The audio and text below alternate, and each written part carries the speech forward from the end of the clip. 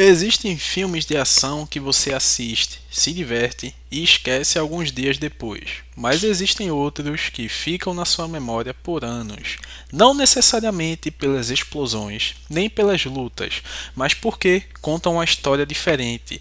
E esse é exatamente o caso de Cão de Briga, um slasher, conhecido no Brasil como Cão de Briga, um filme estrelado por Jet Li que conseguiu misturar ação, drama, emoção, artes marciais de uma forma que poucos filmes conseguiram.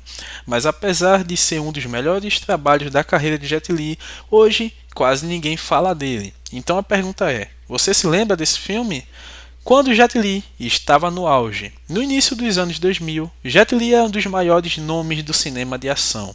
Ele vinha de sucessos como Romeu Precisa Morrer, Herói, entre outros. Mas existia um problema. Muitos filmes colocavam Jet Li apenas como uma máquina de lutar. E Cão de Briga mudou isso. Pela primeira vez, o público viu um lado diferente do ator, mais humano, mais emocional, mais vulnerável. Uma história bem mais sombria. A premissa do filme é perturbadora. Jet Li interpreta Danny, um homem criado praticamente como um animal. Desde criança, ele foi controlado por Bart, interpretado por Bob Hoskin, a coleira. Bart utiliza Danny como arma. Literalmente, quando tira sua coleira, Danny entra em modo de combate e destrói qualquer pessoa que aparecer pela frente. É uma metáfora pesada porque Danny nunca aprendeu a viver como ser humano. E as lutas são absurdas. Ainda estamos falando de um filme do Jet Li e as cenas de ação são fantásticas, brutais. Diferente de muitos filmes da época, as lutas aqui são violentas, rápidas, cruas. Não existem grandes acrobacias exageradas, tudo parece mais real, mais agressivo, mais perigoso. Morgan Freeman é o coração do filme, e a grande surpresa é que ele interpreta Sam, um pianista cego. Quando Danny entra na vida de Sam, o filme muda completamente. Pela primeira vez, Danny encontra pessoas que o tratam como ser humano, não como arma, não como propriedade, não como animal. O filme é muito mais do que ação.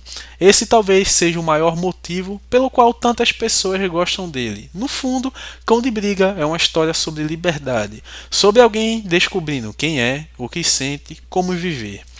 E tudo isso funciona surpreendentemente bem. E a trilha sonora, pouca gente lembra disso, mas a trilha foi composta por Massive Attack e ajuda a criar uma atmosfera única, sombria, melancólica, quase hipnótica.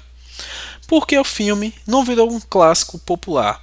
Existem alguns motivos. Primeiro, ele era difícil de vender. Era ação, drama, suspense, artes marciais. A resposta era um pouco de tudo. Segundo, ele não tinha o mesmo apelo comercial de outros filmes do Jet Li.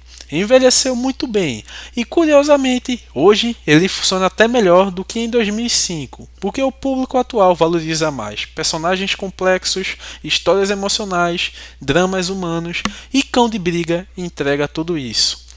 Um dos melhores filmes de Jet Li, muitos fãs consideram Herói, Era uma Vez na China como seus melhores trabalhos, mas Cão de Briga quase sempre aparece nessa conversa porque mostrou algo raro. Mostrou Jet Li atuando de fato, não apenas lutando, e para mim é o melhor filme de Jet Li. Até porque toda a história, o roteiro e a atuação dele é muito boa nesse filme.